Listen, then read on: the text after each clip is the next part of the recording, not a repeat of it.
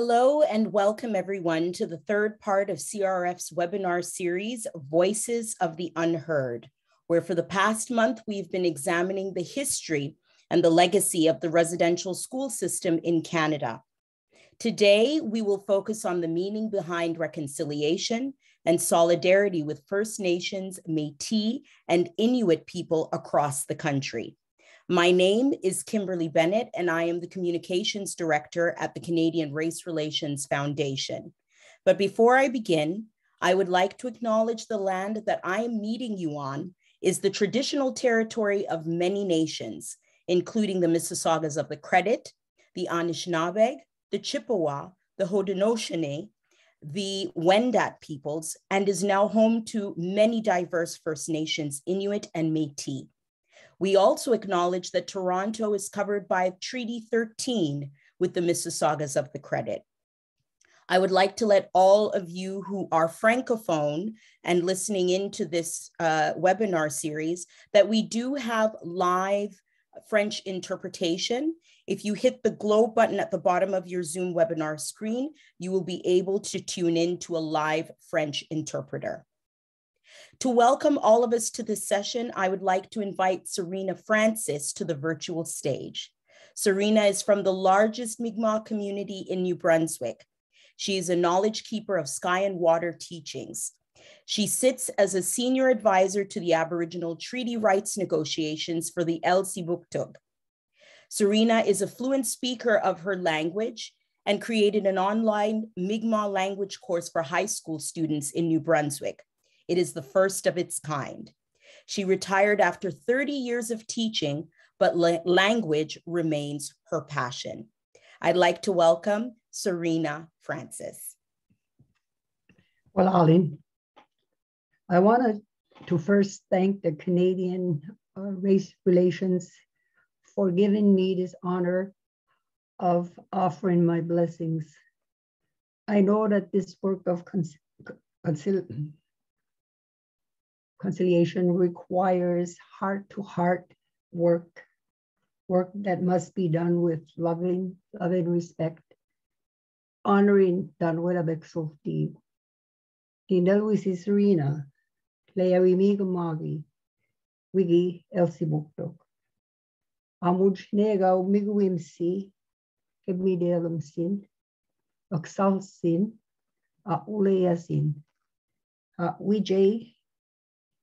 Lideleman, Lixalan, at Laywan, Dan Desid Wen, Westcombe, Dan West Delaway, and said no about.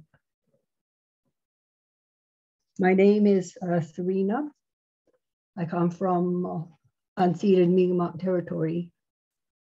I live in Elsibuktok. I continue to remind myself that I must respect, love, and take good care of myself. And I know that I must also love, respect, and care for all whom I call when I say Msidnogama. Waldasi, Dandel Mawidayo Kiskuk, Kebmidemok, Dandel Lugudio, Medageska Tilnani Punkek, Nagunjan Tijina, Doch Pugulida. I am happy that you are gathering this day. Honor and respect the work you are doing so that in 100 years, our children will remember the work that you are doing today. Adliyaj, I'm sitting Nogama, Walalio.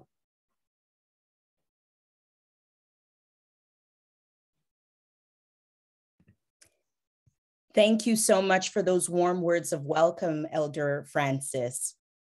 Next up is the Executive Director of the Canadian Race Relations Foundation, Mohammed Hashim, who will offer us some opening remarks. Mohammed? Thank you, Kim. Serena, thank you for your words. They were incredibly moving. Maybe I'll change some of my what I was about to say, but yeah, first I want to start off by just acknowledging that I'm speaking to you from the traditional territories of the Masagas, of the Credit, the Anishinaabe, the Chippewa, the Haudenosaunee, and the Wendat peoples, and is now home to many First Nations, Inuit and Métis. You know, I'm thinking about all the relationships that I have and the opportunities I've had to sit with people who are survivors of genocides. You know, with Jews, with Rwandans, and even some of the Rohingya more recently. You know, in the aftermath of a genocide, there's always a rush to collect evidence.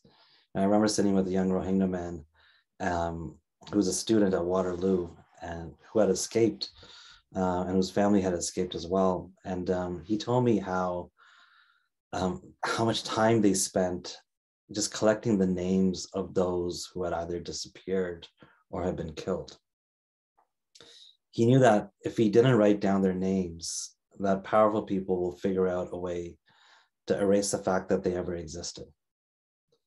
And I often think about how, you know, genocides have impacted people.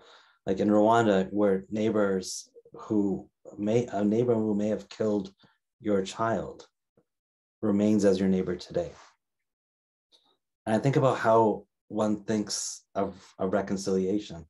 I was at a seminar around the Holocaust, and afterwards I came back and I was talking to an elder from the Jewish community, and I was telling him, like, this is what I learned about Jewish perspectives of the Holocaust, and he chuckled at me and he said, like, hey, I don't know what you're going to learn now.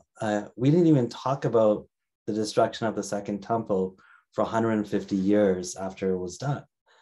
So I don't know what your perspectives are going to be right now, but I'll tell you, the perspectives for later on will change. And, you know, and when I think about that, I also think about, you know, how Canada has erased history, and that this country has buried the bodies and erased their names. And most of us live on this land that was unceded.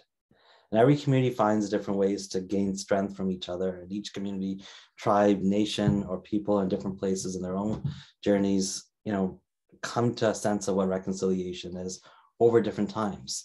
And I often think about the value of repentance, forgiveness, mercy, and the strength it takes to make such walks possible towards a goal of reconciliation. You know, I see a future where maybe not my kid, but maybe my kid's kid goes to school, learns English, French, and Ojibwe. And maybe in the future, a Canadian Prime Minister could not get elected without knowing at least one Indigenous language, whether it's Inuktitut, Ojibwe, Dene, Cree, or Blackfoot. It wouldn't matter.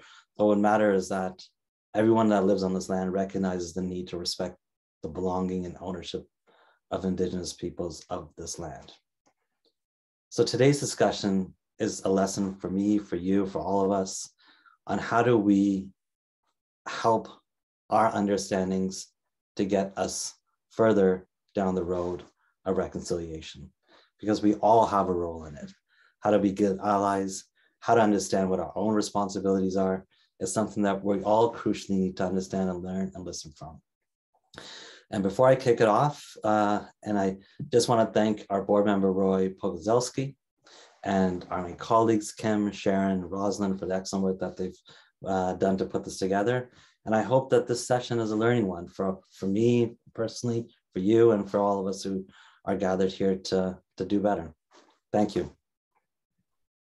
Thank you, Mohammed. I think your words have brought perspective to all who are listening and joining from across the country as to the importance and the objective of this overall series on residential schools.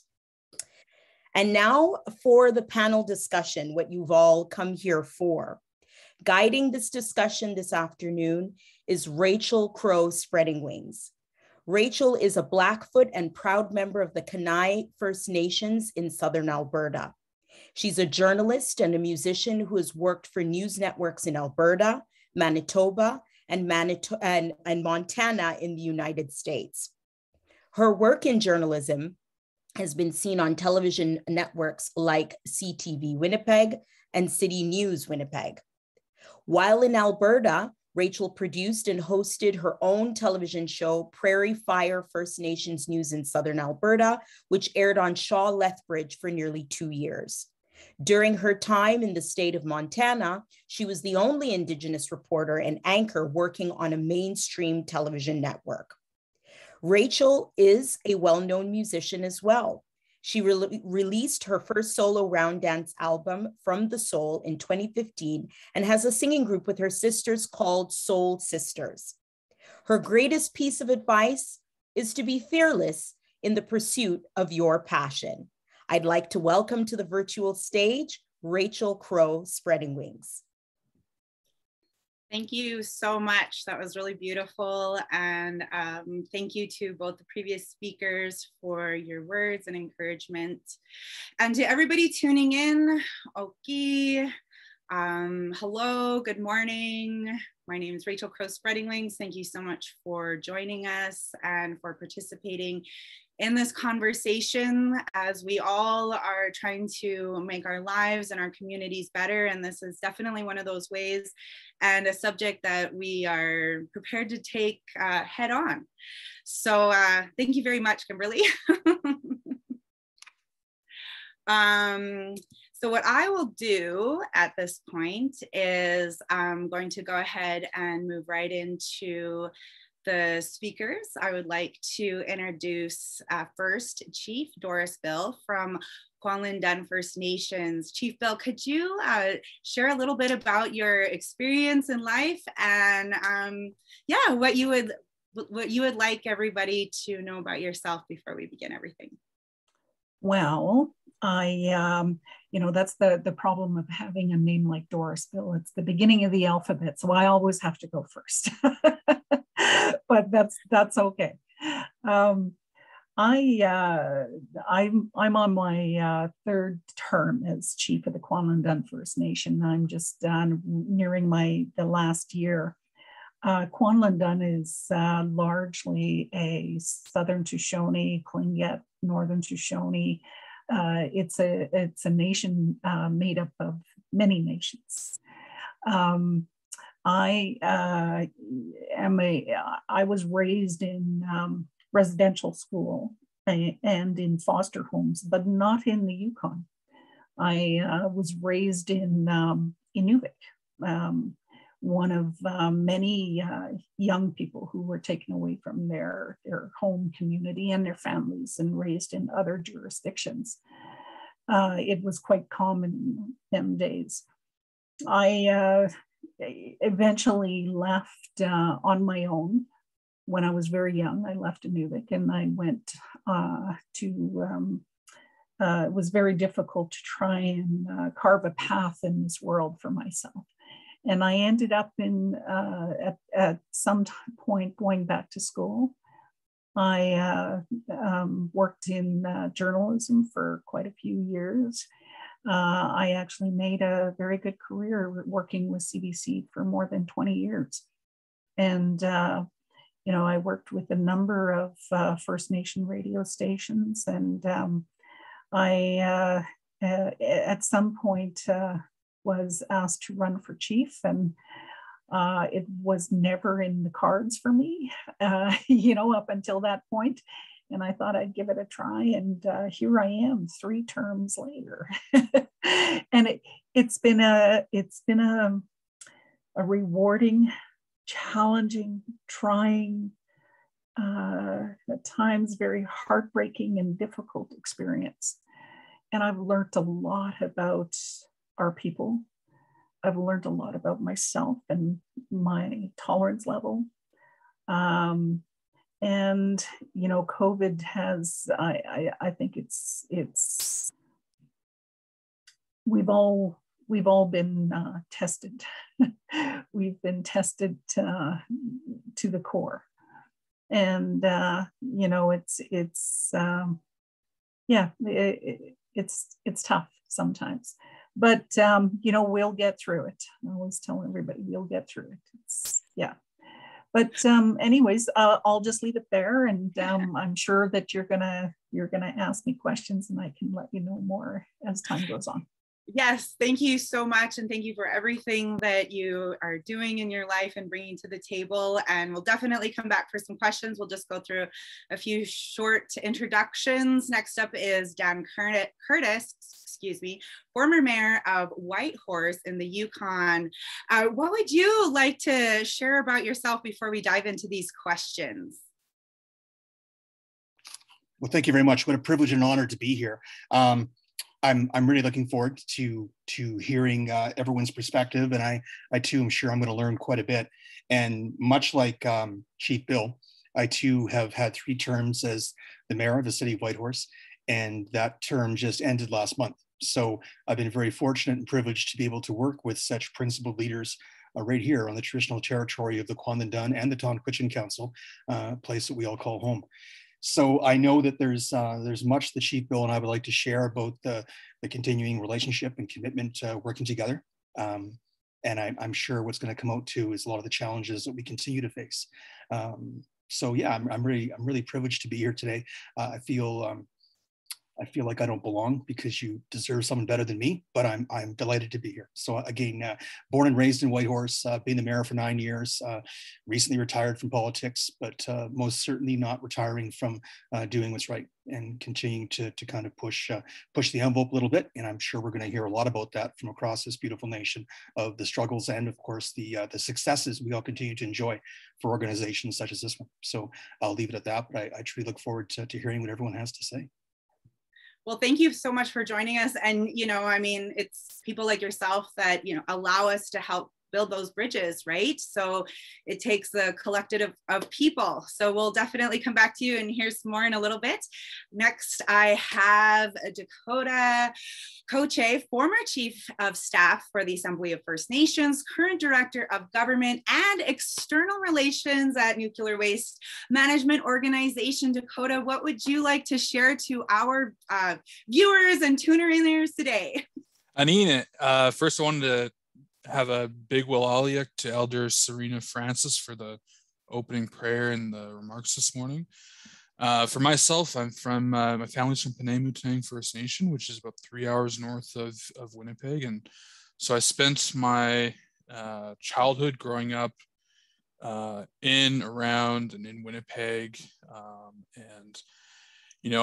I'm out here, I'm currently in Toronto right now, but I live in Ottawa, and I spent a lot of time in Ottawa working with people in the federal government to make sure that people understand the priorities of Indigenous peoples. And while I've moved on from, a role at the AFN, I'm still dedicated to this work. This is something that's a lifelong passion. This is something that, it's not tied to one job or anything like that. And as a First Nations person myself, it's so important that people are pushing the envelope, like Dan said, and making sure that leaders understand the priorities of Indigenous people. And so hoping that I share some of that today. And thanks again for Rachel and CRF for the invite. Thanks. Thank you so much. I have next up Bob Watts, adjunct professor at Queen's University. Thank you for joining us, Bob. What would you like to share before we begin with the questions? Thank you very much, Rachel. Really happy to be with all of you. And so I'm coming to you from 6 nations of the Grand River in southwestern Ontario, and really delighted to be with you, Miigwech and Yahweh, to Elder Francis for starting us off in such a good way. I've been really fortunate over the last couple decades in terms of being able to work on some issues that are just incredibly important to me. I was Chief of Staff to National Chief Fontaine quite a few years ago when we negotiated the Indian Residential School Settlement Agreement. And then later I went on as the interim executive director that set up the Truth and Reconciliation Commission. I've taught reconciliation at graduate school for a number of years at Queen's University, and continue to do work with private and public sector organizations on truth and reconciliation and Indigenous awareness. my other day job, I'm a colleague of Dakota again. Really happy about that. I too work at the NWMO, but a couple of things I'm really proud of working there is the work that we're doing on our corporate reconciliation policy and a corporate policy on Indigenous knowledge, and making sure that's applied to all the work that we do. Looking forward to our conversation and our time here together. Thank you. Thank you so much. I think that is definitely one of the questions that I always like to ask everybody is, aside from work, what are you doing to get to know the Indigenous land that you live in, to get to know the Indigenous community that surrounds you? And I think sometimes people forget that it's not just the work life that the Truth and Reconciliation needs to impact. It's all aspects of our lives, because as an Indigenous person, we're always impacted by living in two worlds. So I will move on to the questions, because I feel like we could probably talk about that for an incredibly long time. So Dakota, I'm going to actually start with you. As we all know, this past September, we had our first official Truth and Reconciliation. It was hailed as a significant step in the right direction. But do you feel that Canada has improved its record in telling the truth about the history and legacy of the residential school system? And do you think that Canadians know what reconciliation is, specifically in the context of relationships with the First Nations people, Métis and Inuit? Yeah, thanks, Rachel, for the question. I'll start off with saying, September 30th, we had the first ever National Day for Truth and Reconciliation. I really think that was a really monumental day for Canada. And I know that as the years continue, we're going to have some really important discussions about what reconciliation means in Canada, and what Canadians and Indigenous people can do to advance reconciliation. And I think that, there's this really big conversation about truth telling and speaking your truth, and what does that encounter? So I think that Canadians are starting to wake up, and unfortunately, it really, I think, started to wake the minds of Canadians after the reaffirmation of bodies found in residential schools across the country. This is not a discovery. This is something that Indigenous peoples and survivors, residential schools and survivors, have been saying for decades, their entire lives, that this has happened. And this is not a discovery. This is a reaffirmation of what survivors have been telling us for all along. And a couple months ago, I actually worked with Mohammed and CRF around some polling to figure out, do Canadians understand this? And so I'm not sure if it can be put in the chat, but there's some really interesting polling that we did together, and it tells a really telling story about, the level of awareness that Canadians have. And it's clear that there's some work that needs to be done. And I think that, as we start to have these really important discussions about, as a non-Indigenous person or as an Indigenous person, what can I do personally outside of my job to advance reconciliation, make sure that elected officials understand that Indigenous priorities are Canadian priorities, and that Canadian priorities are Indigenous priorities. And I think that as we move along and as we walk this road of reconciliation together, we're going to come to a clear understanding of what that is. And that includes clean drinking water, youth suicides, a strategy in place for youth suicides, mental health, the social detriments of health. And, one of the biggest things that people are so shocked to hear is that, we heard of residential schools, we heard of the 60 scoop, but right now in this current time, people are dubbing it as a millennium scoop, or people who are in the child welfare system. These kind of injustices are continuing to happen. We still obviously have a lot of work to do. A lot of, the research and recommendations have been done. There's a Royal Commission of Aboriginal Peoples. There's the Truth and Reconciliation Commission. There's the MIWG Calls to Justice. There's so much work that's been done on this. It's just time for us to get moving. Thanks. just have a really short follow-up question to that.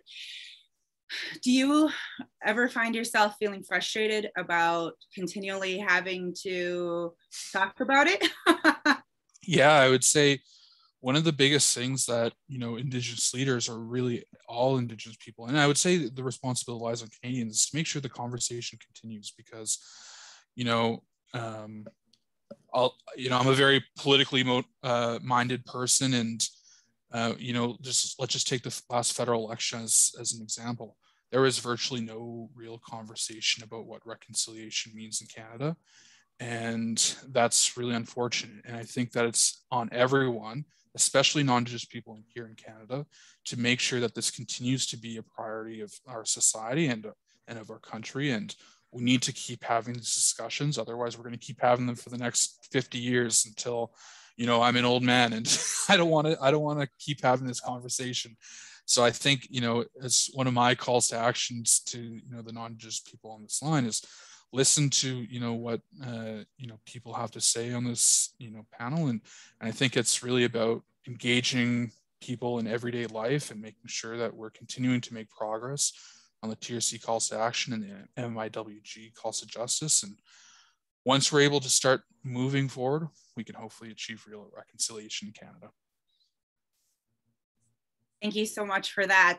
And I just want to remind everybody that is tuning in, we will be taking questions and having some more answers from you all after the end of the discussion here. So don't worry, we'll get to you. I am going to direct my next question to Bob Watts. So Bob, in 2015, the Truth and Reconciliation Commission did create 94 calls to action for the settler population. And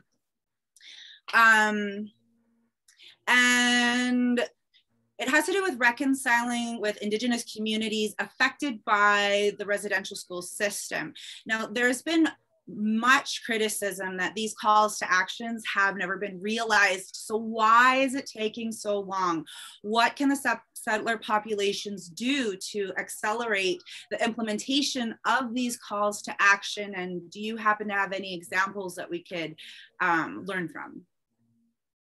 Oh, great. Thanks for that question. It's interesting. I sometimes reflect, even going back before the TRC, when Prime Minister Harper gave his apology in 2008, he said to residential school survivors and to their families, he said, "You've carried this burden for far too long, and it's properly ours to carry," and sort of painted that picture that government was going to act in terms of dealing with some of those issues that go to well-being and health in our communities, which really haven't manifested themselves. When the TRC came out with their 94 calls to action, now Prime Minister Trudeau said, "I made a commitment to implement all of them." And I think it was a big overstep on his part, because he didn't have authority to implement all of those. There's so many calls to action that are for all governments to do, or for all levels of government, or for courts to do, for the Pope to do. And as we can see, the Prime Minister didn't have too much authority over the Pope, as an example, and probably doesn't have over provincial legislatures already. So there's some asymmetrical progress, but there's certainly calls to action that have had no action on them, probably at least 16. And some that get measured to say, 1 year we've made moderate progress, and then maybe the next year it goes backwards. So even to be able to have a calculation that says, so many are moderates, and sadly, so many haven't been started, and a number where government's saying that they're completed. The thing that I find frustrating in this, and I hear this from Canadians too, especially something like as basic as clean drinking water. I mean, people just do not understand why do First Nations people, so many communities, why don't they have clean drinking water? Why do they live in moldy houses? I mean, it doesn't make any sense. And I think one of the things that we've found out about ourselves as a country, and maybe more generally in the world through COVID, is we can do incredible things, and we can move mountains, we can direct billions of dollars at problems when it's important. And so I guess part of the question is, how important is the Indigenous agenda to all levels of government? How important is the well-being of Indigenous people? How important is it that 50% of Indigenous children grow up in poverty? I mean, that's something that's shocking. It's a stain on Canada that we haven't moved past that number. So in terms of what folks, and there's some good things happening too. And, you know, I went on a walk with the Tamil community in Ontario. The Southeast Asian community is doing some amazing things. Some corporations are doing great things. I was at an event with the Hudson Bay Company last night in Winnipeg to see them kick off their journey of reconciliation. So the folks, there's great things happening.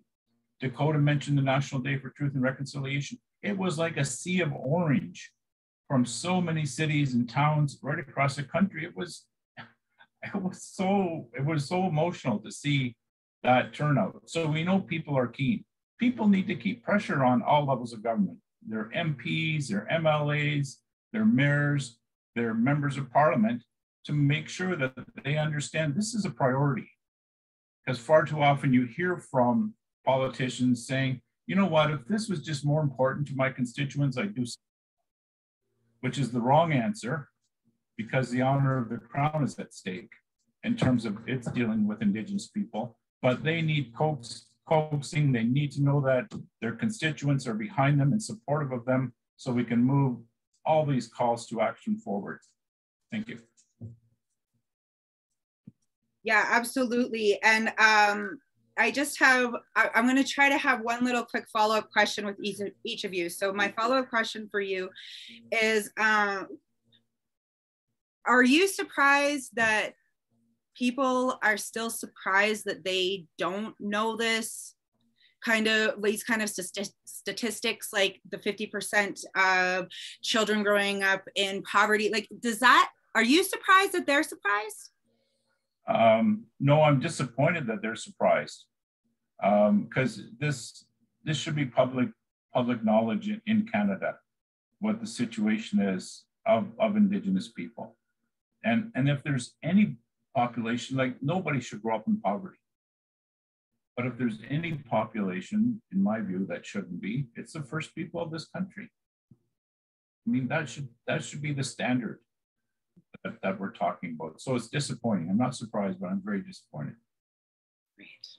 Thank you so much.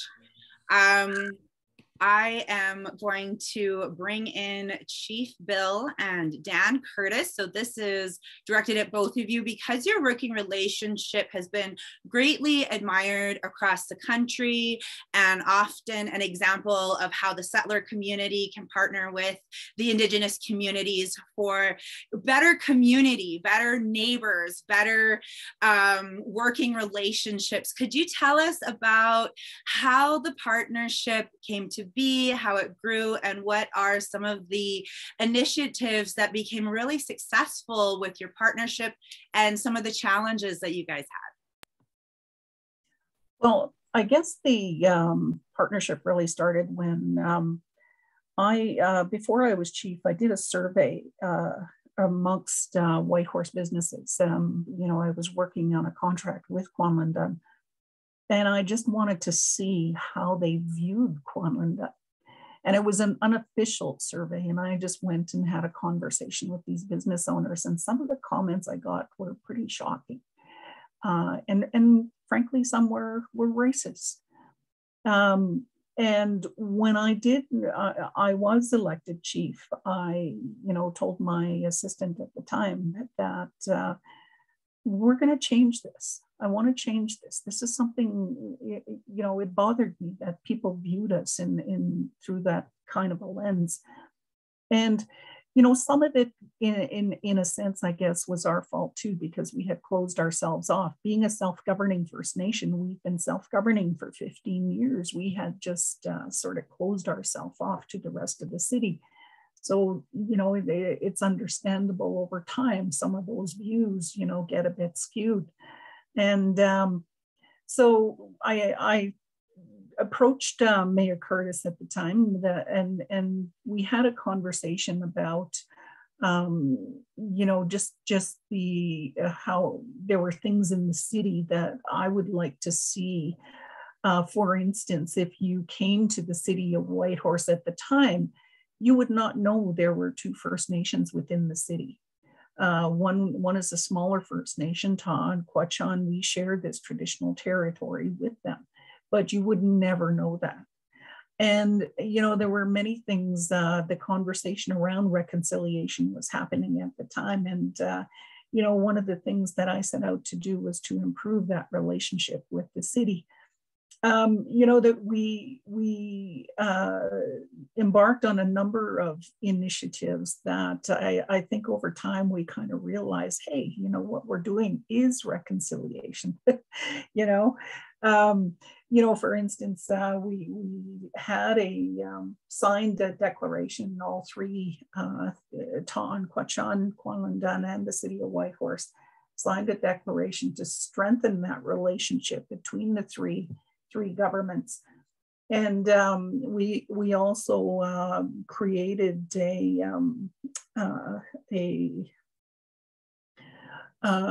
what's called Safe at Home. It's an initiative that really, I think, changed the way the people within the city looks at the homeless population within the city. We brought everyone together who works for, you know, people who live on the street, who in the area of homelessness, and we brought them all together under one roof and created a comprehensive homeless plan for the entire territory. For the first time, we're all working under one umbrella, and we're working in one direction, and we're not duplicating services anymore. We're doing a number of incredible things. And I think so far, Dan can probably, I don't know if you have more updated statistics, but we've housed close to 200 people under that process. The other, you know, some of the other things that we did was, you know, the mayor was very, very active in our community. He was there when, you know, when we were celebrating, when we had barbecues. He was there when we were greeting.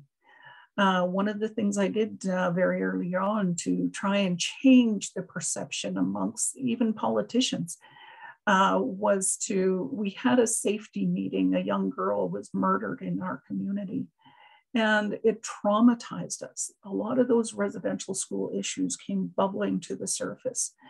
So one of the things that I did very early on was invited every top politician in town to our safety meeting. And I said to them, I just want you to listen. I don't want you to say a word. I just want you to come and listen. And they did. And when they left the meeting, they were shocked. They had absolutely no idea the challenges our First Nation was facing from the larger city of Whitehorse, because we're an urban First Nation. We're located right in the heart of the city. And it really, really opened a lot of people's eyes. And Dan was one of the politicians that came to the meeting. We worked on land development initiatives together. Kwanglandan is one of the largest private landowner within the city of Whitehorse. So these kinds of partnerships are incredibly important. We're, you know, building subdivisions together and you know, working on a number of initiatives. Some of the things we did was create a bus stops, you know, with Indigenous themes. And I think one actually went viral. Someone took a picture of it and placed it on Joe Matthias Center's website. And it just took off. Every, you know, First Nation people across the country were saying, I want that in our community. It was absolutely amazing. You know, we created an intergovernmental forum where all the city of Whitehorse and Kwanglandan can sit down and we can discuss issues that are related to Kwanglen issues that, both sides can work on, such as infrastructure and roads and snow clearing and other things. One of the things that I'm really proud of too, as well, is we've improved the voting situation within Kwanglen. Before, none of our citizens, I would say almost none of our citizens, maybe with the exception of myself and one other elder, voted in the municipal election. So one of the things we did was bring a polling station into the community. And now that is steadily increasing. And, so we worked hard on that relationship. And, I think one of the things that, it's paid off for our community. And I think that, our agreements, our self-government agreements and our land claim agreements talk about partnerships throughout the agreements. These are really documents, they're foundational documents that can pull people together. And when you create those partnerships, I think they can be very, very beneficial to our people, And I'll just let Dan, maybe you can talk now and give my voice a break here. Oh, you're still on. There we go. Okay, I'm challenged with technology, but I really do appreciate the opportunity. And thank you so very much, Chief Bill. It's just this flood of memories and looking at the rearview mirror and seeing, so much has happened in 9 years. And I've been very fortunate to have such a principal chief to work with who's actually become my friend. And it's really been wonderful for me personally, because as I mentioned at the beginning of this session, I was born and raised here in Whitehorse, and I just turned 56 last month. And I know 40 years ago, I can remember watching First Nations Aboriginal youth and where they were living and how they were treated in schools. And I've always harbored a lot of guilt that I wasn't strong enough or I was too weak to say something. And I think that's as big of a problem, just ignoring or not having the strength to say something. So I promised myself, if I ever had the opportunity, that I was in a position. And then when I got elected mayor, I started to see a lot more of discrimination and racism in my hometown, and it really made me sick. But it gave me an opportunity to have people reach out. And someone reached out early on and they said, Dan, a community wants to behave like its leaders. So if you lead, they will follow. And he said another thing, that leaders don't have to be elected officials. There's leaders everywhere. And we have a tremendous amount of leaders right here in the Yukon. A couple things I'd like to correct from Chief Bill, though. Kwanglen is the largest independent landowner in the city of Whitehorse by far. And the Kwanglen is also one of the largest taxpayers in the city of Whitehorse. So they have done a tremendous amount of great work. And I know that before I was elected, I did have a different chief for a year of the Kwanglen. And because of the way things were set in stone, I was ignorant, I didn't know. And I'm just like, well, no, we can't do that. But then recognizing that we are dealing with a First Nations government, a self-governing government that has more power, in my opinion, than the territorial government, and most certainly any municipal government, that it just made sense to work together. The Declaration of Commitment was something that was not just a piece of paper. It was something that the two First Nations in the city of Whitehorse worked very hard on to address not just the economic, but the social issues. The city of Whitehorse, I'm not speaking for them. I did until last month, but I can't anymore. But I can say this of all sincerity, that I know that no development happens in this city without First Nations being called and consulted and hearing what they have to say. The First Nations ECDEV Corps in the Yukon, and particularly in Whitehorse, have been absolutely just critical to address some of the social concerns we have in terms of our housing and available housing. This city has enjoyed, I use that word loosely, 20% increase of our population in the last 9 years. So you can just imagine, and something that Chief Bill didn't mention, and I really appreciate this about her, is recognizing that Whitehorse has First Nations people from the north that come to the Mecca Center, the mega center, which is Whitehorse, even though we only have 32,000 people. But we have what they want. We have everything here, and because of that, we have a lot of people come, and they come to the Kwalndun, First Nations traditional territory. So there is a lot of things that happen. Some of the things that we have done is we did when we did the Declaration of Commitment, we did a transit bus route. And it was designed by both the Kwalndun and the Tonquitchin Council. We had riders that day that hadn't been on a bus their whole lives, and they were 100 years old. So it's something that we're incredibly proud of. Banners throughout the city of Whitehorse showcases the First Nations, culture and what they've done. One thing that I'm really quite embarrassed about is a little history lesson. In 1950, the city of Whitehorse was incorporated, though we have proof here that literally thousands and thousands of years previous to that, First Nations have called this land their home. So it bothers me in a visceral way that my hometown, being incorporated in 1950 and becoming the capital city in 1953, it took until 2019 before we had Southern Haudenosaunee saying, "How are you? Welcome to Whitehorse," basically.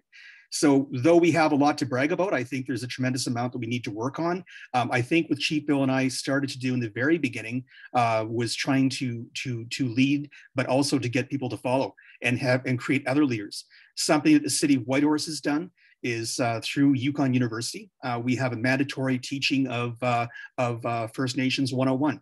And that sounds pretty, sounds pretty lame for those that are really tuned in. But I got to tell you, coming from a man, a white settler from, my parents came from Ontario, thinking that I grew up here, born and raised, and some of my best friends are First Nations people. So I knew exactly what they were going through.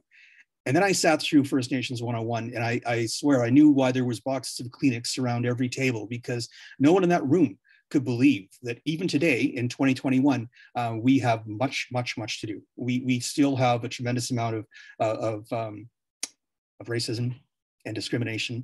And I know Chief Bill would never say it, but I've seen people pretty high up that have been very pointed and very clear that they don't appreciate what she was trying to do. And she had the courage to keep it up. And it gave me the courage. It gave me the courage to stand by her with many others. But we're definitely not, as she mentioned, we're definitely not reinventing the wheel. The intergovernmental meetings that we have, they spurred on, I believe, a thing with the territorial government, which they call the Yukon Forum. The Yukon Forum meets several times a year with every First Nation in the Yukon. So it's pretty impressive.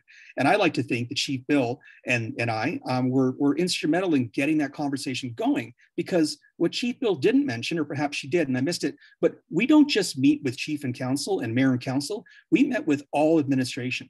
So if someone was with Parks and Rec or something with dogs or something with safety, we say, okay, well, HR, this is our HR person, this is your HR person. So it was really showing that we're so much stronger together.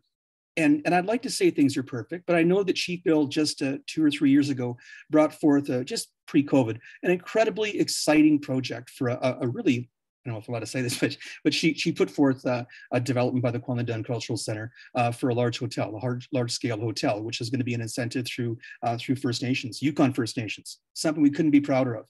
And the amount of opposition and pushback, and not just from the general public that are ignorant, but elected officials on my team, officials on my council that I thought I knew. And I thought I could believe where they were coming from, but it was truly unbelievable. Some people didn't show up to the meetings. Some people said they had to recuse themselves. Some people were just talking through ignorance. So being an economic and a cultural factor in a community, it's not always that easy. And I know the First Nations have to work twice as hard. The ECDEV corporations that I've spoken about, the work they've done has made our community, our city, our territory so much stronger. And yet they continue to be abused and not doing enough, not doing good enough. And even when the results come forward, I feel that it's still the same way. As I mentioned, I'm no longer the mayor after 3 terms. And it just broke my heart to see the campaign on its way up. We have an area that's called the Center of Hope, and it's for people that are disenfranchised. And because I mentioned people gravitate from all over the north, we have some disenfranchised people and some people that really need some help.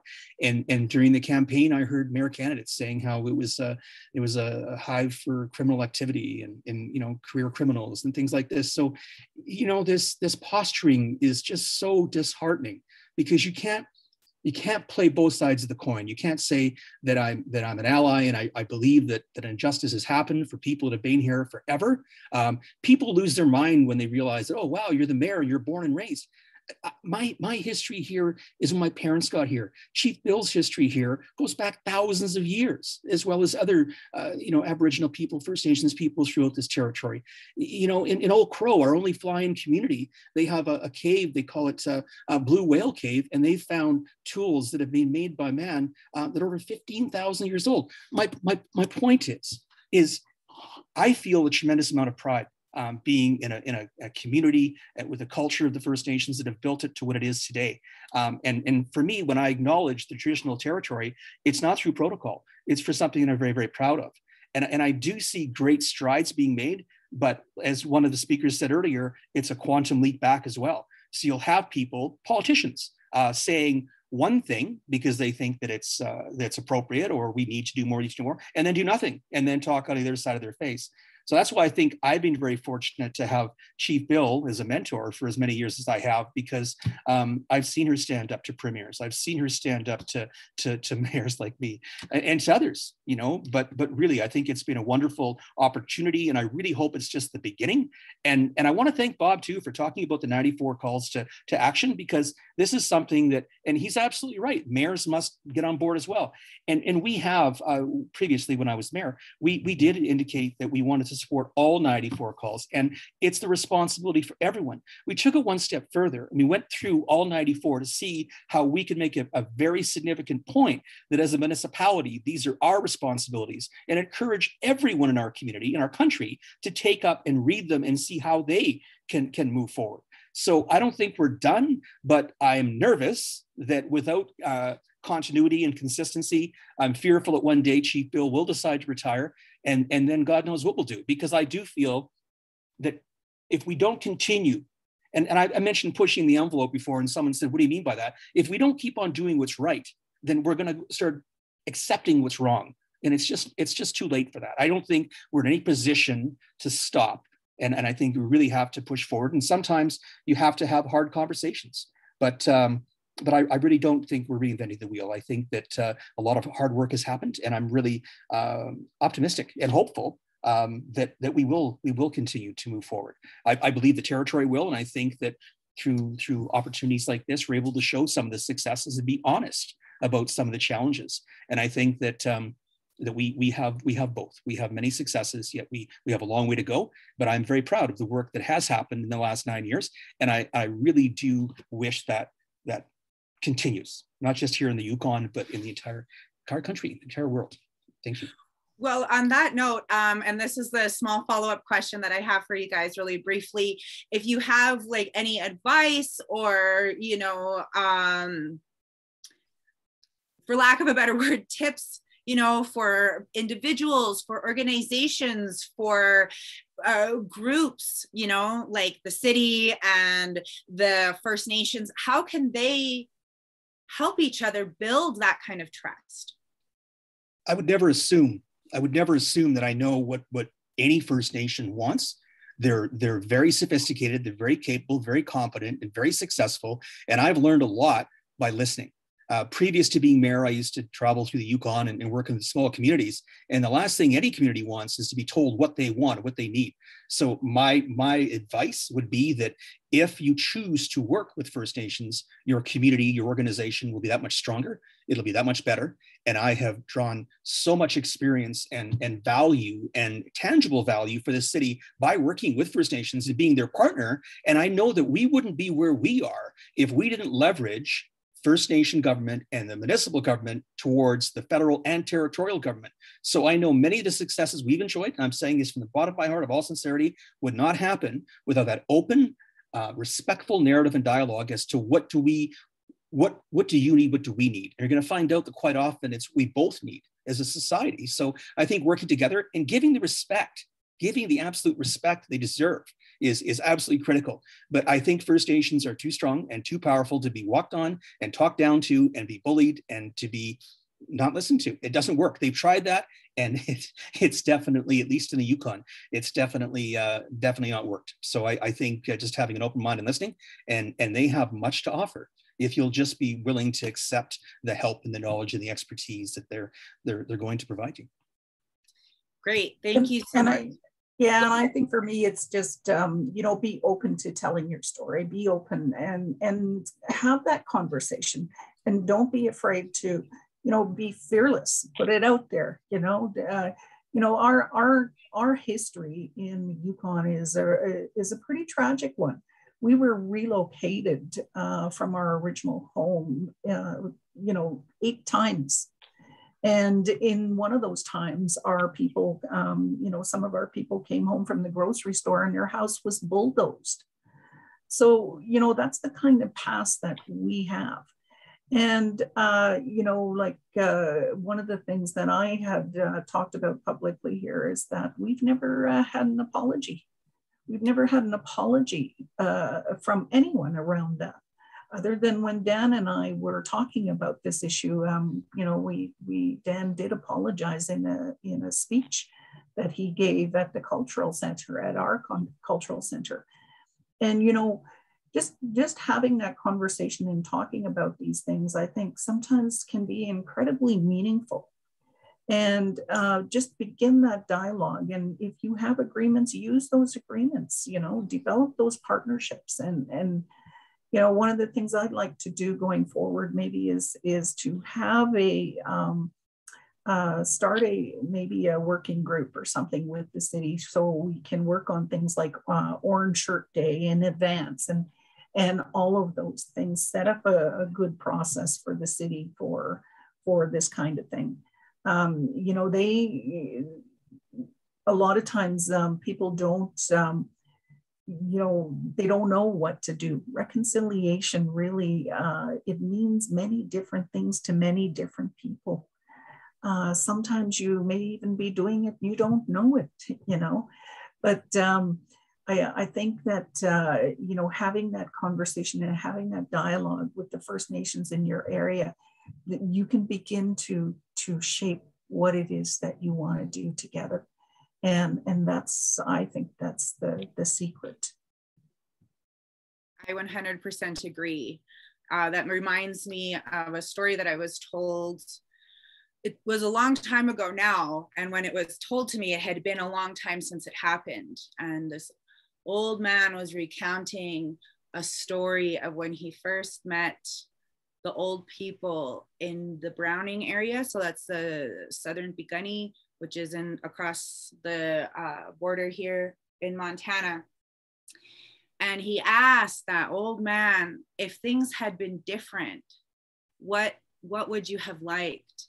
And that old man took a long time to think about it. And he told him, I would have liked some friends, you know, and that goes to, let's talk to each other. Let's listen to each other. How can we develop that relationship? So thank you very much for sharing that experience with us. I do have to kind of switch to the next question here, but maybe we can come back to that in a little bit.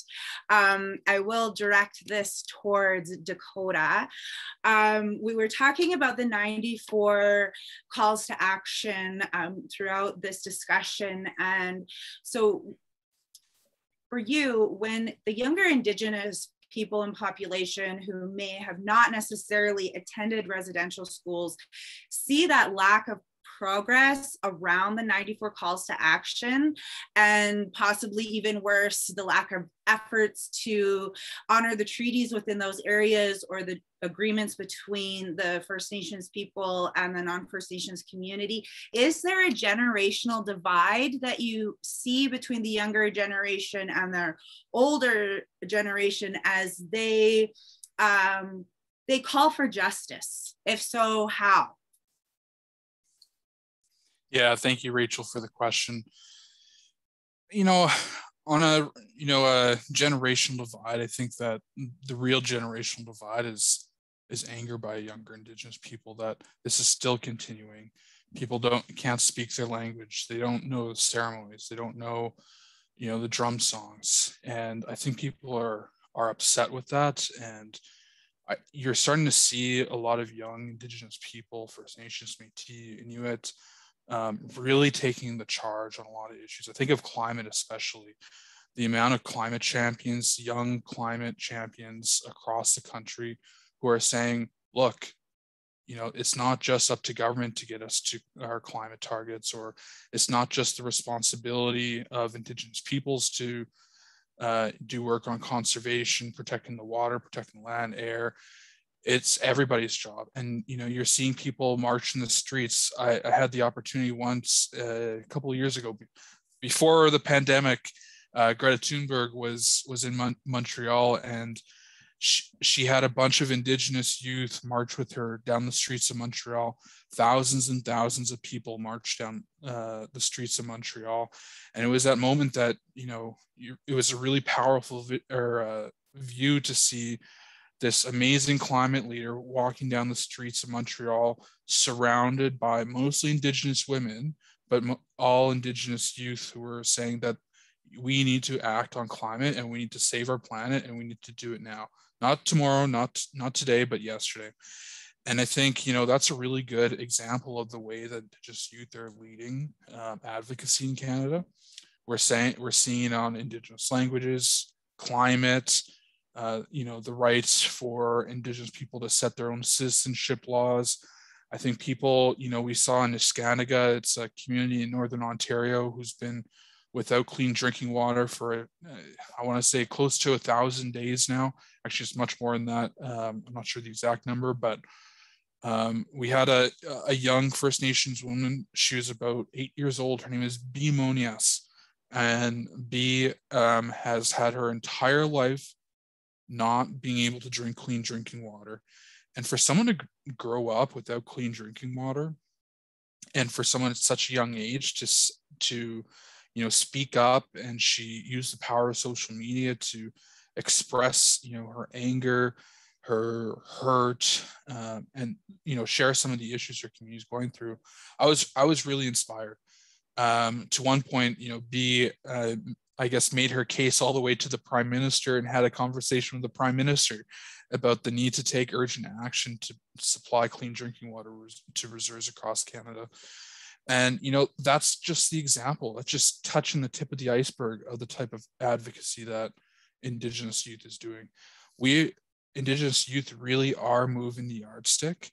And I think, you know, in terms of the generation divide, like, this cannot continue. My children or grandchildren should not have to deal with the same issues or have the same type of conversations that we're having today.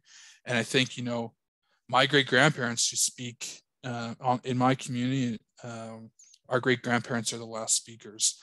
Some grandparents speak, but mostly people who are like, you know, parents, uncles, aunties, like, they don't speak. It's Soto there, and they don't speak. And it's really sad. And I think that a lot of young people are saying, well, you know, we have a lot of language speakers who are, you know, unfortunately moving on with their lives. And so it's a race to figure out how to keep those languages alive in our communities. Because for a lot of people, that is the way that they feel connected to their community. And so I'm so proud of the amount of work that's happening. And I think that a really good, you know, place to keep up with some of this advocacy is there's a lot of friendship centers and urban centers. There's a lot of youth organizations. I encourage everyone, take a couple hours a month to help support or volunteer. You don't have to be a youth. But I think the most important thing is that you need to show up, support, donate, you know, any kind of resources you have, time. Indigenous youth are our next generation leaders, and we need to support that. Beautiful. Thank you so much. I definitely want to leave enough time here at the end for the Q&A, so I will try to get through the last couple of questions really briefly here.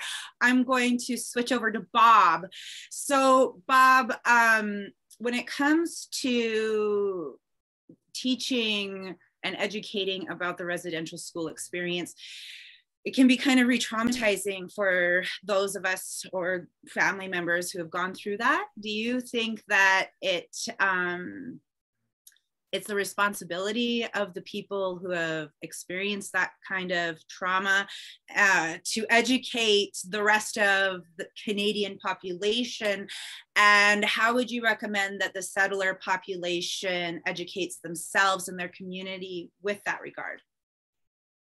Yeah, what a great question. Like, first of all, I know there's a lot of folks out there doing Aboriginal awareness or Indigenous awareness training.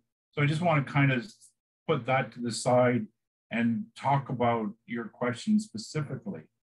And I don't think it's the responsibility, first of all, of survivors and those that have been traumatized through intergenerational trauma to just make themselves available kind of willy-nilly to tell their story. And but I know there's a lot of survivors that do that. And I know there's some good resources out there through folks like Reconciliation Canada, the National Center for Truth and Reconciliation, Downey Wenjack Fund, that all have like a speakers bureau. And even within your own community, those folks that are part of this call, maybe through a friendship center or a Native Women's Resource Center or a youth center that Dakota talked about, they may have resources that they can direct you to. One of the great things that I've seen as a result of the work of the TRC is the number of documentaries and movies and books, things on YouTube where survivors are teaching Canadians and teaching the world about this residential school era. And I think that's great. So there's a lot of resources out there for folks to be able to tap into. And maybe through the CRRF, we can, put together a bit of a catalog of resources for folks to tap into, because I think those resources are out there. One of the things that the TRC said in terms of reconciliation, it talked about it as a process, but it talked about some of the requirements about humility and about respect and about mindfulness. So those are all things that non-Indigenous people need to bring to this question, and not put all the emotional labor on Indigenous people to help others understand their own history and what their churches have done, what governments have done. So there needs to be, kind of a sorting through of both opportunity and responsibility, and sorting through that. The TRC said reconciliation is not an Indigenous issue. It's a Canadian one.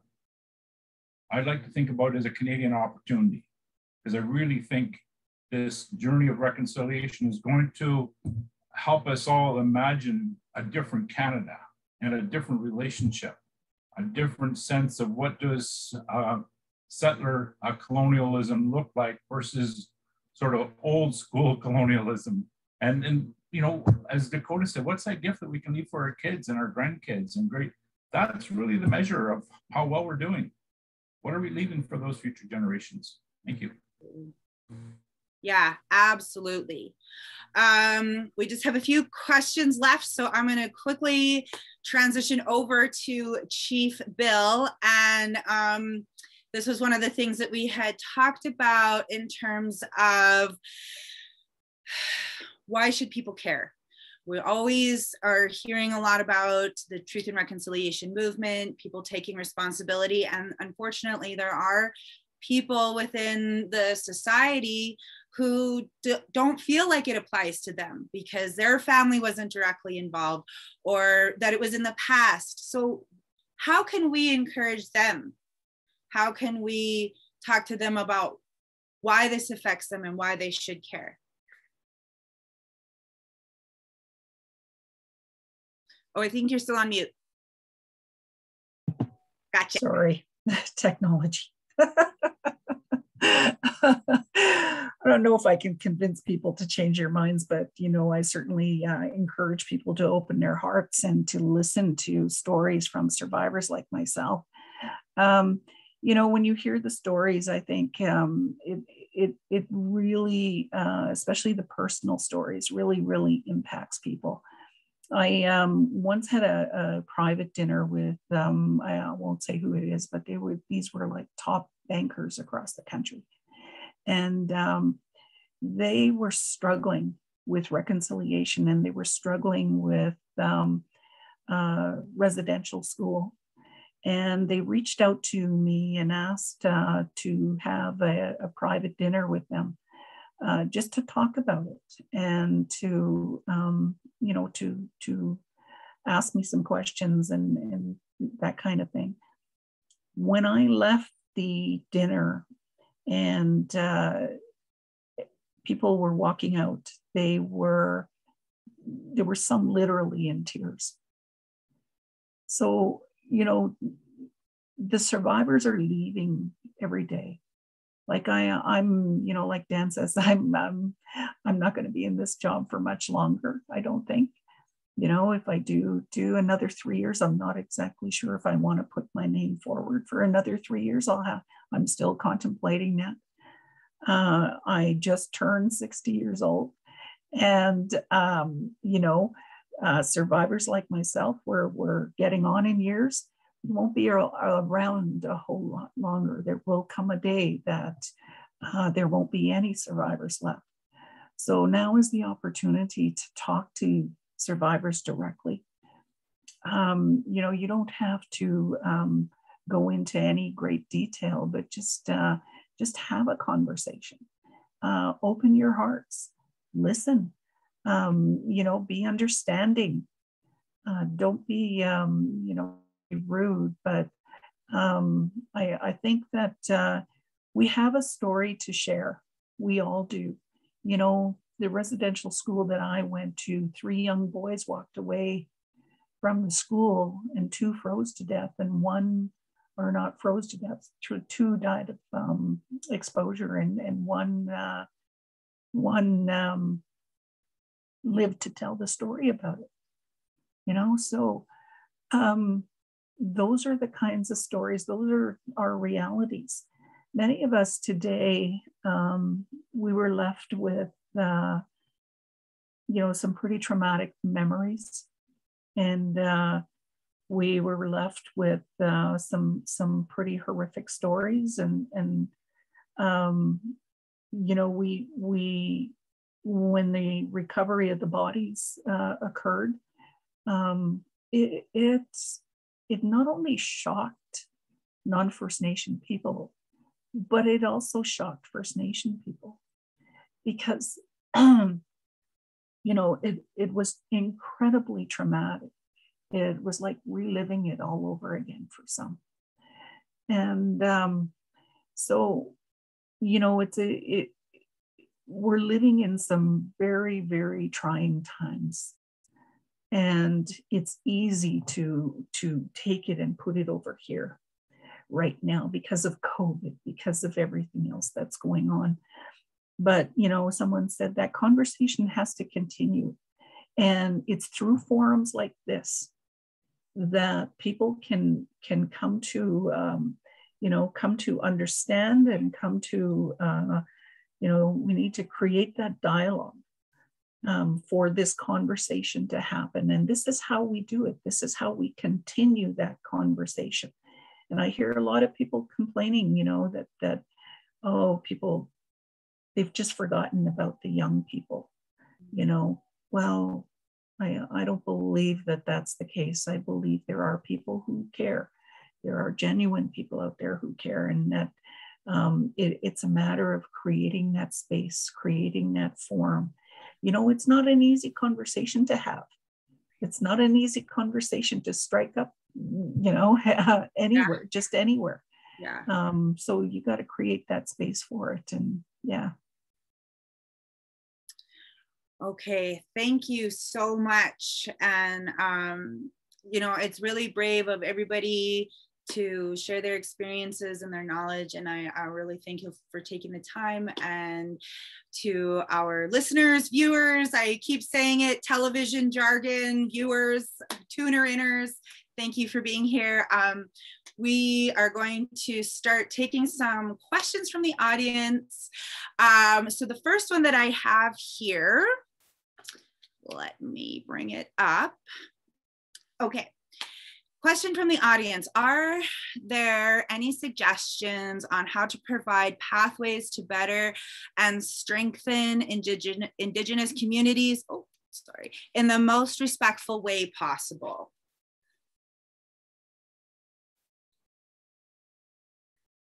Oh, no, you're still on mute. It doesn't, it's okay, not. I guess I'll take that one. I mean, Okay. You know, for me, we are a very progressive First Nation, and we used our agreements. You know, I can't underscore that enough. Our self-government and land claim agreements are the foundation of everything that we do. We're often looked at as one of the most progressive First Nations, even across the country in some cases, because in Kwanlundun, we built a groundbreaking community safety program. And it has proven itself by bringing the costs down for RCMP, for municipal services, crime is down. You know, a lot of the things that we take on here at Kwanlundun really has the tendency to become successful. And the reason being is that we involve our people. We try to involve our people at every step of the way, you know, and we try to bring our people along. It's very, you know, having very good communication skills is one of them, but also, you know, through our agreements, we took the Indian Act and we put it over there. Like we don't use the word here. We don't use the B word, we call it, the band, you know, and it's getting rid of that mentality first off. And then taking control of your own destiny. What is it you want? What is it you want your community to look like? And then you begin to develop a path forward. You know, there are people, citizens who come back from, you know, being outside for many, many years, and they drive through Kwanlundun and they go, oh my God, it's a totally different place. You know, we worked hard to build up the infrastructure. Our people deserve, you know, they deserve all of it. They deserve a gymnasium. They deserve a beautiful administration building. They deserve their own hockey rink and all of these things that we've been denied for many, many years. And, you know, I think that, you know, involving your community is a great big part of it, but building those partnerships is also part of it.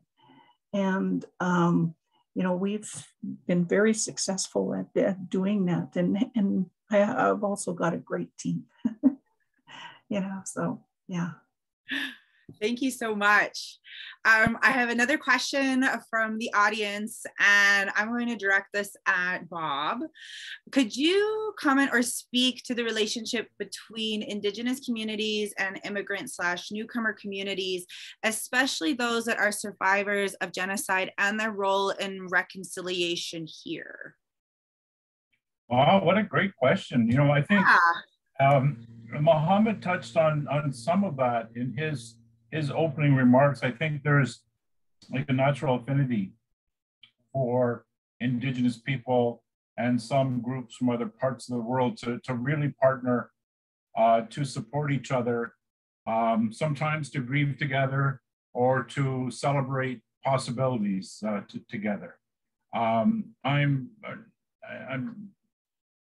I mentioned, I've been doing some work with the Tamil community and the Council for Southeast Asian people recently.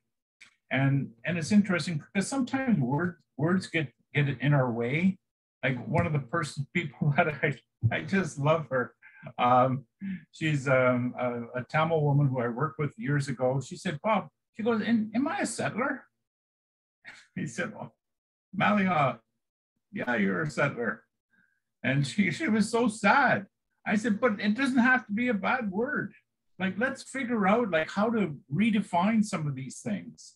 And let's figure out a different way of thinking about what does post-colonial Canada look like? What does a new vision of power sharing look like? And let's not just get hung up on some of these old definitions that may not serve us well. One of the things that I had a number of Muslim students come to me and said, you know, they were trying to encourage their elders in the mosques and their leaders in the mosque to be involved with reconciliation. And some of them said, you know, really, that's really an issue between the Christians and the Indigenous people, or the white people and the Indigenous people. And they said, what do you think about that? And I said, you know, I think that whether your family's been here for multiple generations or just got here yesterday, you're benefiting from the dispossession of lands and culture and spirituality of Indigenous people. And that you should be happy to have a part in reconciliation and in creating a new Canada where we don't have these huge gaps in terms of poverty between Indigenous and non-Indigenous people. And the Human Development Index shows that we have the same opportunity. So like everybody's in this, needs to be in this in terms of imagining their role in reconciliation and more generally their role in thinking about how can we create a more equitable Canada. Thank you. Great, thank you. And I have another question. I feel like a number of you could probably answer this one, so I will just read it out. Question from the audience: what are your efforts to integrate MMIWG to spirit to reconciliation, development, awareness, and action, like taking women out of the margins of the TRC? I can start. Floor is yours. I sit on the advisory for the MMIW. I'm one of the co-chairs in the Yukon. In the Yukon, we have a number of women that have gone missing or have been murdered, as well as a number of men. And I always like to point that out because we can't forget about our men. And I speak on both. In the Yukon, we rather than waiting for a national action plan, we built one of our own. We took the lead on it because we realized that, you know, in terms of a national action plan, there's many different views across the country. And there's many different First Nations. We have so much differences that sometimes it's very difficult to bring it all together under one umbrella. You know, the Inuit have different values and as opposed to people in Ontario, for instance. So in Yukon, we kind of knew and understood some of the things that we wanted were already evident in the National Action Plan. And there were other things that weren't. So we went about and just created our own action plan. And right now we're crafting an implementation plan. And then we're going to be ready to move forward. We have signed every chief and political leader in the Yukon has signed onto a declaration and have committed to implementing the strategy that we have put together. We're the first in the country to have crafted such a strategy. We are incredibly proud of it. And, you know, I think there's about 6 pillars, and there's some cornerstone, for instance, that just give you an idea of what's in there. Community safety, of course, is a cornerstone. And, you know, we're going to be helping communities develop their own community safety plans, you know, doing assessments and environmental scans and all of those kinds of things, which are integral to a good plan. So we're doing a lot of work here, and you know, very, very proud of it. And yeah, I think there's more to come, and it's very, very good to see, and it has room for everyone. Absolutely, everyone is part of this plan, and we're very proud of it. I have another question, and you kind of, I think, probably have a couple of these answers with one of the things that you just said, but I'm going to ask a question. So how can we ensure that Indigenous perspectives are included when welcoming newcomers to Canada? And are you aware of any great programs or communities that would like to get involved with these types of efforts? I think it's a problem across the country, and I say problem because in Yukon here, let me just give you an example. You know, a few years back, there was a Chinese company that owned a mine here in the Yukon.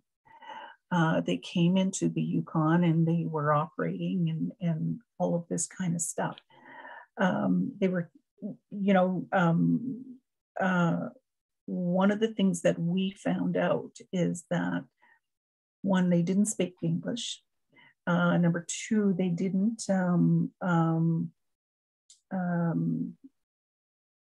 understand the traditional territory they were on, meaning they didn't understand our land claim and self-government agreements. They didn't understand that there were particular portions of our agreements that applied to mining communities. They had no idea whatsoever. And we couldn't communicate with them. It was very, very difficult to come to, you know, have a conversation because we didn't speak Chinese and they didn't speak English, you know? So I think when, you know, I would like to see when, you know, these kinds of companies come into our country, or newcomers who come to our country, have a better understanding of the Indigenous landscape that they're going into. And to be able to, you know, when you go through citizenship, I understand you have to go through some test and you study and all that. Well, why can't Indigenous, you know, Indigenous knowledge or Indigenous peoples be part of that? You really should know about the original peoples of this country that you're coming into. Thank you. Can I jump in quickly? Oh, yeah. There we go. Hi, Dakota. Hi. Sorry, one thing I wanted to add is that earlier this year, the House of Commons passed a bill that changed Canada's citizenship oath. So now new citizens who come to Canada have to swear and affirm and uphold the rights that Indigenous people have and to honor the treaties. So that's a pretty big step that new Canadians will have to take. I think that, you know, part of the citizenship test includes, you know, information about Indigenous peoples and how to work together. And I think that, you know, it's upon everybody, including Indigenous people, to learn about other Indigenous people. But it's on everybody to learn about Indigenous peoples, and that includes, I think, newcomers to Canada. One thing I would maybe encourage people to do is that they are looking to develop a citizenship guide. So this citizenship guide is given to newcomers to Canada who want to become Canadian citizens. And this guide tells newcomers to Canada what they should learn about as they become a new citizen. So if you're really passionate about this work and you really want to, I think, contribute to Reconciliation Canada, get involved. I think that, you know, there's some avenues for people to interweave their knowledge and expertise in. So I encourage people to reach out to the members of Parliament and make sure that that gets done, because of course we need to make sure that, you know, these calls to actions actually get done. This is the 94th call to action. And so I just wanted to quickly say that as well. Oh, thank you. Thank you very much. I didn't know that, so that's amazing. I'm going to have one last question, and this is for Dan. Is there a difference to you in how reconciliation works in an urban Indigenous community? If yes, do you have any recommendations for how to get municipal government to align to the concerns of the local community? I think I'm at a bit of an interesting place, because I've never known anything other than Whitehorse or the Yukon. So it's hard for me, other than talking to my peers and people that I've met. But what I've always encouraged other mayors and councillors to do is to work with the Federation of Canadian Municipalities. And they have done some great work in terms of doing exactly what we're talking about today. So I think there is real uniqueness right across the territory. And of course, I think that our city, our territory has done some pretty special things, but I also recognize and know for a fact that many places have done some great work, and we all struggle the same way. So I believe that you know, the momentum is here, and I believe that I've talked to many mayors and many councillors across this beautiful country, and not everyone's on board, but I would like to think that the vast majority are, and I think that's what we need to do as municipalities, not just work singularly within our own community and working with our partners throughout, but there is real opportunity here, and I know that the Yukon has the Association of Yukon Communities. And that's every single community in the entire Yukon. And I do believe that Manitoba is the only other one that has that kind of a buy-in. So we do have a lot of weight behind the entire territory. And I would think that through that collaboration and working together, and I know that the Association of Yukon Communities, as far as the Yukon goes, and we do have 85% of the population here in Whitehorse, but the other communities are incredibly important, and they have a lot to add and a lot to share, and they have very unique challenges and successes as well. So I don't know, I should be the one to be able to answer this question, but again, got my head kind of buried in the sand, but I do recognize that by working together, we get a lot further, and a lot more people starting to see the path that we're trying to go together as allies and recent or settlers from a generation ago. So I'm hopeful, and I believe that it will continue, but I do recognize too that in certain regions, including my own, there is a lot of people that have a different mindset, and they just are very ignorant to the realities in which we live. But yeah, I think that the smaller communities definitely have different concerns, and I'm just very fortunate to being in a capital city, so our voice gets heard a little bit louder, especially when you have, you know, such a strong First Nations throughout the territory. So I know we're unique, but I think there's a lot of similarities as well. I just want to add that, you know, Dan and I try to speak at forums like this, you know, like we've spoken at forums like this a few times, just trying to encourage that dialogue between the mayors and the First Nations within their cities. And, you know, we get a lot of questions, and some of them are quite interesting. I mean, one comment that we got was, we've never seen a mayor and a chief stand side by side and like this before and talk and stuff. And I was like, wow, that's amazing, you know, and it's a shame that as well, you know, it should be happening more and more. Yeah, absolutely. I mean, we're all here, right? We all live here. Nobody's going anywhere. The better, the sooner, I feel like for me, the sooner that we can learn to really work together and build a bigger community together, the better, because, you know, I think about my children and my grandchildren, right? And I want a better world for them. So we've kind of come to the wrap up of our conversation here. And my very final question is for everybody.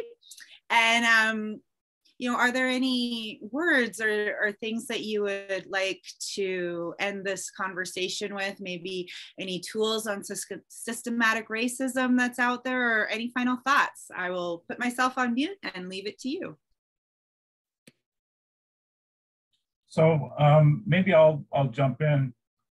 A couple months ago, well, actually on September 30th, I gave a speech. I talked about whether or not the National Day for Truth and Reconciliation was merely a symbolic gesture, or whether it was something about systemic change. And so I looked up those words because I kind of thought, symbolic, maybe a kind of performative, maybe it's not great. But one of the definitions that I loved for symbolic is a visible sign of something invisible. So maybe symbolic, if it's only symbolic, then it probably is performative. But it can also be a sign of maybe an energy, maybe it's love, maybe it's unity, maybe something that's hard to discern, but it's happening. So symbolic may not be terrible, unless it's the only thing. And then systemic, it said a fork in the road or decision of either to continue on the same path or system, or confront our past honestly. And I just love that, because I think we're at that fork in the road. Elders are talking about, this isn't just reconciliation, this is a reckoning. We're in a time of reckoning. And those, precious spirits are helping us on that road of reckoning, right from the 215 at Kamloops to the many thousands of others. They're guiding us. I truly believe that.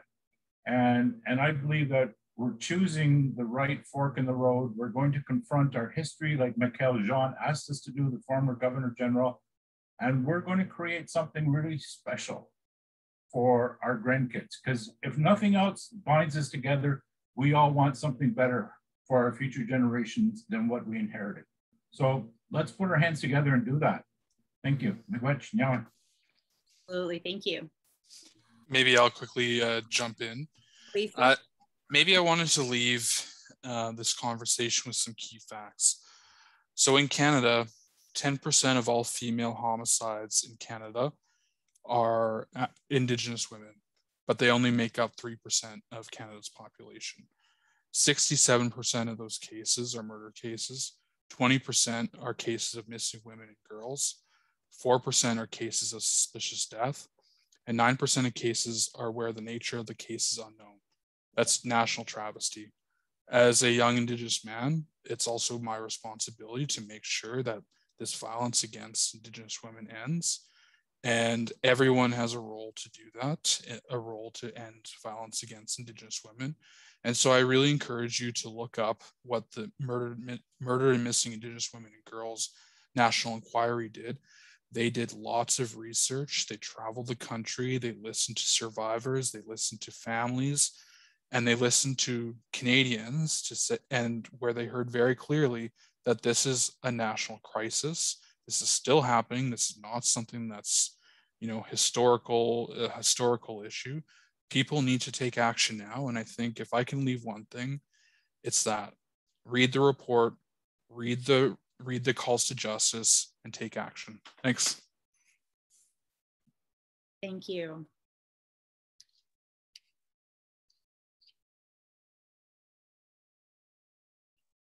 Anybody else want to weigh in? So a few final words for our listeners and viewers.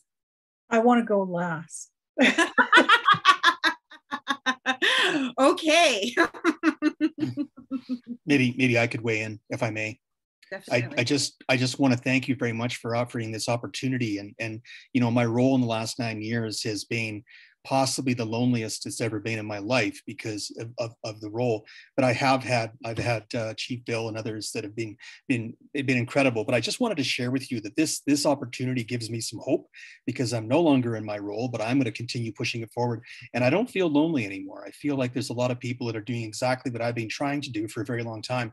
And just thinking of the missing and murdered Aboriginal women and girls and seeing what's happened, even Chief Bill, even in the last couple of months in our city, You know, you look at the unveiling of that the statue, you know, to honor those that are missing and murdered Aboriginal women and girls. And you know, we talk about I love what was said about you know, symbolism and stuff. So I know that that we're, the city of Whitehorse is well underway of doing a crosswalk to ensure that something very, very significant is there for the, you know, for the first Truth and Reconciliation Day. So it's not just symbolism, but I think it's really changing the culture and of everyone, and just reaffirming that it's necessary to celebrate and to show and to mourn together as a group. So I'm a lot wealthier than I was a couple hours ago, because I feel like I have a lot of information that I didn't have, and I really do feel like that we're working together, and that feels, in the far north, it feels pretty incredible. And I know one of the hard times that I had was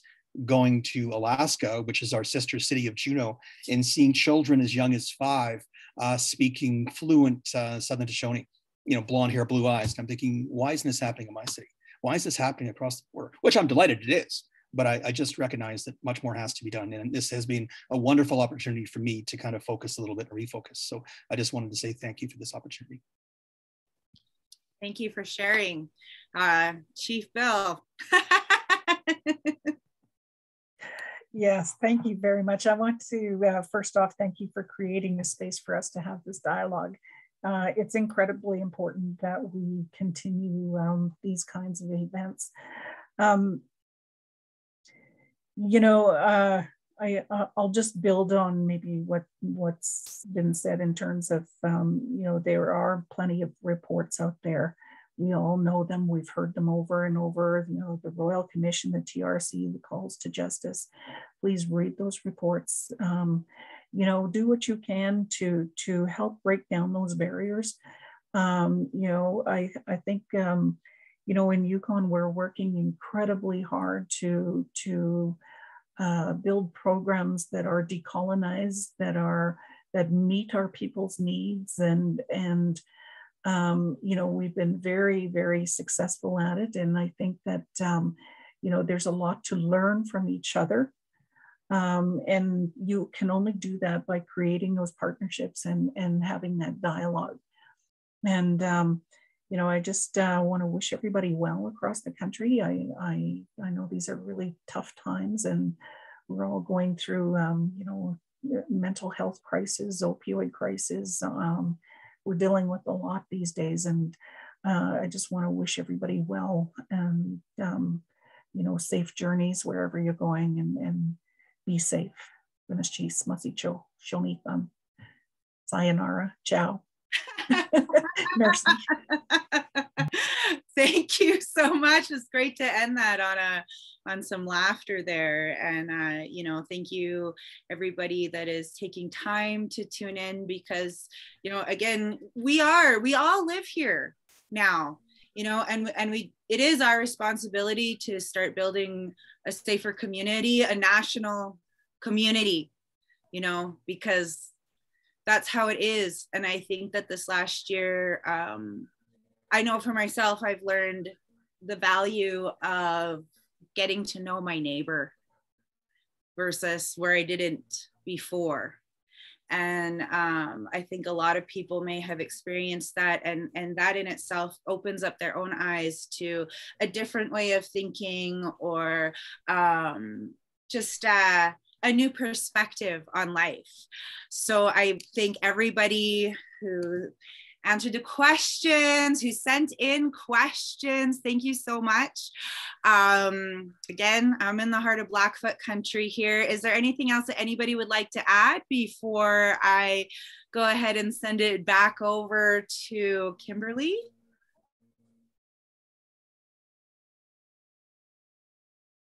I'm gonna say no. I'm going to say nobody, because nobody's jumping in unless somehow I've frozen over here and just totally talking to myself. But I think I saw Chief Bill just smile. So I'm going to go ahead and throw it back over to Kimberly. Thank you so much for facilitating this. Like, oh my gosh, I have learned so much. You know, I hope you all have, and I'm going to give it to you. Thank you. Thank you so much, Rachel, for shepherding what was an amazing discussion and an amazing panel. So thank you, Rachel CrowSpreadingWings. I want to thank Chief Bill, Dan Curtis, Dakota Kochie, and Bob Watts for sharing your perspectives and knowledge with all of us. I hope you at home have gained further perspectives that you can apply to the relationships you have with Indigenous people in your communities. This marks the end of the last part of this incredible webinar series, but it isn't the end of the conversation. This is only the beginning of a much bigger and deeper discussion that we need to have with ourselves and with each other to foster healing and justice in our country. On behalf of CRF, we thank you for participating, and we encourage you to keep this conversation going. Thank you.